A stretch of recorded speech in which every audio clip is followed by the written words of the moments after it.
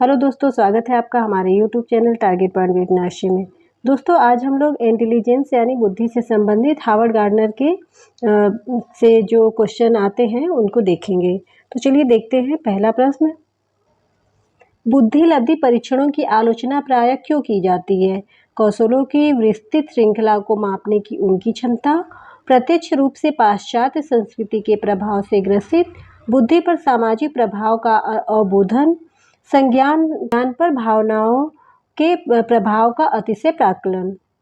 तो इसमें आपका सही आंसर हो जाएगा बी, प्रत्यक्ष रूप से पाश्चात्य संस्कृति के प्रभाव से ग्रसित।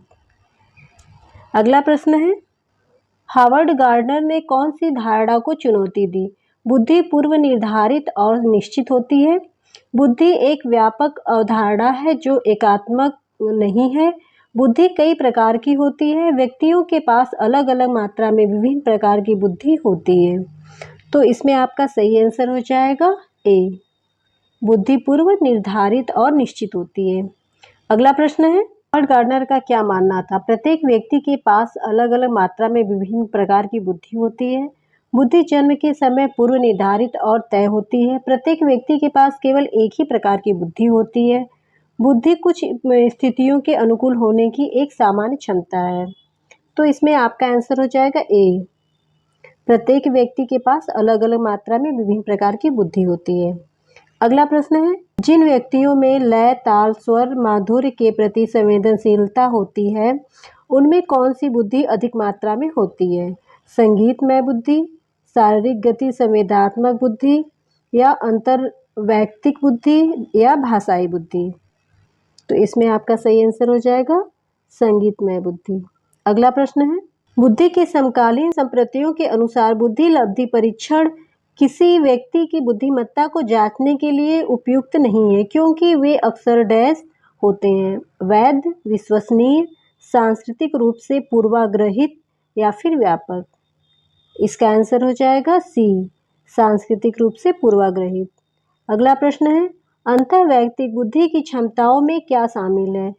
छवियों और चित्रों में सोचने की क्षमता, सटीक और अमूर्त रूप से कल्पना करने की क्षमता, अपनी भावनाओं से अवगत होना और अपनी क्षमताओं को पहचानना, ताल, लय, स्वर, माधुर्य के प्रति संवेदनशीलता, विशिष्ट ताल, स्वरों तथा लय के बीच में अंतर करने की क्षमता जिसे पहचानने में अन्य चूक सकते हैं।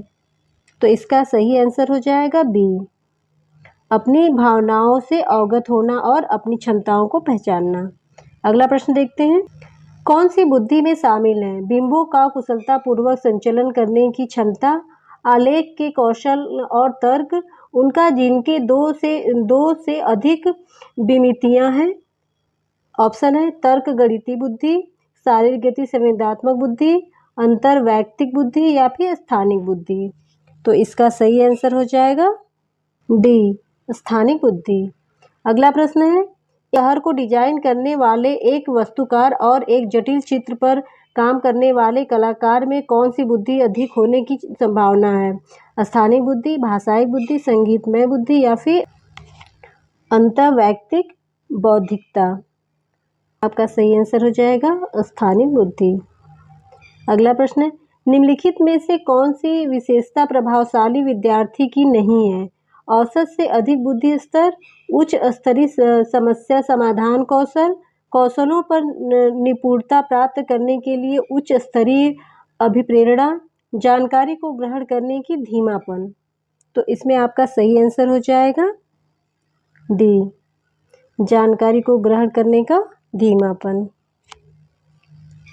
अगला प्रश्न है, जिन व्यक्तियों में आमतौर पर पढ़ने लिखने और कहानियां सुनने के अच्छे कौशल होते हैं उन्हें बुद्धि अधिक डैश मात्रा में होती है? तर्क गणितीय बुद्धिमत्ता, भाषाई बुद्धिमत्ता, अंतर्वैयक्तिक बुद्धिमत्ता, या फिर संगीतमय बुद्धिमत्ता? तो इसमें आपका सही आंसर हो जाएगा बी, भाषाई बुद्धिमत्ता। जिन व्यक्तियों में आमतौर पर पढ़ने लिखने और कहानियां सुनने के अच्छे कौशल होते हैं उनमें बुद्धि अधिक भाषाई बुद्धिमत्ता मात्रा में होती है। चलिए अगला प्रश्न देखते हैं, अहमद मनोउपचारक या फिर परामर्शदाता यानी काउंसलर बनना चाहता है। हावर्ड गार्डनर के बहुविध बुद्धि सिद्धांत के अनुसार उनकी अध्यापिका को उनकी किस बुद्धि के संवर्धन के अवसर देने चाहिए? स्थानिक, प्राकृतिक, संगीतात्मक या फिर अंतर्वैयक्तिक? तो इसमें आपका सही आंसर हो जाएगा डी, अंतर्वैयक्तिक। अगला प्रश्न है, डैश वाले व्यक्ति उत्कृष्ट तर्क कौशल, अमूर्त विचार और पैटर्न के आधार पर अनुमान लगाने की क्षमता प्रदर्शित करते हैं। ऑप्शन है तर्क गणितीय बुद्धिमत्ता, शारीरिक गति संवेदनात्मकता, अंतर्वैयक्तिक बुद्धि या फिर भाषाई बुद्धि। तो इसमें आपका सही आंसर हो जाएगा ए, तर्क गणितीय बुद्धिमत्ता। अगला प्रश्न है, दूसरों की मनोदशा, प्रेरणा और इच्छाओं की पहचान करना और समुचित रूप से उनके प्रति प्रतिक्रिया करना किस बुद्धिमत्ता की विशेषता है? अंतर्वैयक्तिक, गतिशीलात्मक, अंतर्वैयक्तिक या फिर प्रकृतिवादी? तो इसमें आपका आंसर हो जाएगा सी, अंतर्वैयक्तिक। अगला प्रश्न है, रजनी देखी गई वस्तुओं के मानसिक चित्रण और परिवर्तन में बहुत कुशल है। हावर्ड गार्डनर के बहुबुद्धि सिद्धांत के अनुसार वह किस प्रकार की बुद्धि दर्शाती है? भाषाई, संगीतीय, स्थानिक या फिर अंतर्वैयक्तिक? तो इसमें आपका आंसर हो जाएगा स्थानिक। अगला प्रश्न है, हावर्ड गार्डनर के सिद्धांत के अनुसार नर्तकियों, धावकों और अभिनेताओं के पास कौन सी बुद्धि अधिक होती है? स्थानिक बुद्धि, भाषाई बुद्धि, शारीरिक गति संवेदनात्मक बुद्धि या फिर अंतर्वैयक्तिक बुद्धि? तो इसमें आपका सही आंसर हो जाएगा सी, शारीरिक गति संवेदनात्मक बुद्धि। अगला प्रश्न देखते हैं, हावर्ड गार्डनर के सिद्धांत के अनुसार जो विद्यार्थी दूसरों की भावनाओं, मनोदशाओं और इरादों को अच्छी तरह से समझ पाते हैं उनमें किस प्रकार की बुद्धि का उच्च स्तर होता है? अंतर्वैयक्तिक, संगीतात्मक, स्थानिक या फिर अंतरावैयक्तिक? तो इसमें आपका सही आंसर हो जाएगा ए, अंतर्वैयक्तिक। अगला प्रश्न देखते हैं, डैश वाले व्यक्ति विशिष्ट स्वरों, लय और ताल के बीच अंतर करने में सक्षम होते हैं जिसे पहचानने में अन्य चूक सकते हैं?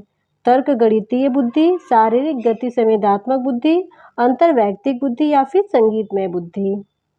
तो इसमें आपका सही आंसर हो जाएगा संगीतमय बुद्धि।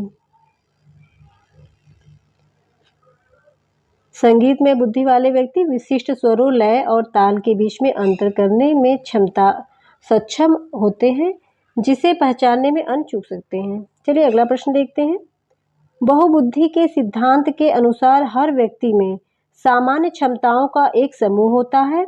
एक निश्चित IQ होती है जो जन्म के समय तय हो जाती है। अलग अलग मात्रा में विभिन्न संज्ञानात्मक क्षमताएं होती हैं। 5 प्रकार के संज्ञानात्मक कौशल होते हैं। तो इसमें आपका सही आंसर हो जाएगा सी, अलग अलग मात्रा में विभिन्न संज्ञानात्मक क्षमताएं होती हैं। अगला प्रश्न देखते हैं, प्रतिभाशाली बच्चों की एक प्रमुख विशेषता है उच्च स्तर की बौद्धिक क्षमता, रचनात्मकता की कमी, बाधित संप्रेषण कौशल, दूसरों के विचारों को नकल करने की प्रवृत्ति। तो इसमें आपका सही आंसर हो जाएगा ए, उच्च स्तर की बौद्धिक क्षमता। अगला प्रश्न देखते हैं, हावर्ड गार्डनर द्वारा प्रतिपादित बहुबुद्धियों में निम्नलिखित में से कौन सी शामिल नहीं है? भाषाई बुद्धि, भावनात्मक बुद्धि, स्थानिक बुद्धि या फिर संगीत बुद्धि? तो इसमें आपका सही आंसर हो जाएगा बी, भावनात्मक बुद्धि। अगला प्रश्न देखते हैं, बुद्धि लब्धि परीक्षणों की आलोचना इसलिए की जाती है क्योंकि वे सांस्कृतिक विविधताओं को ध्यान में रखते हैं, बुद्धि को विभिन्न क्षमताओं के एक समूह के रूप में मानते हैं, परीक्षण निष्पादन पर पर्यावरणीय कारकों के प्रभाव को नज़रअंदाज करते हैं, तर्क, स्मृति तर्क और मौखिक कौशल के मापन में सामाजिक कारकों को ध्यान में रखते हैं। इसका सही आंसर हो जाएगा सी, परीक्षण निष्पादन पर पर्यावरणीय कारकों के प्रभाव को नज़रअंदाज करते हैं। तो दोस्तों आज के लिए इतना ही। अगर वीडियो आपको पसंद आया हो, हेल्पफुल लगा हो तो इसे लाइक करें, शेयर करें और मेरे चैनल को सब्सक्राइब करें। साथ ही बेल आइकन को भी प्रेस कर दें ताकि मेरे वीडियो के नोटिफिकेशन आपको मिलते रहें। मिलते हैं अगले वीडियो में, तब तक के लिए धन्यवाद।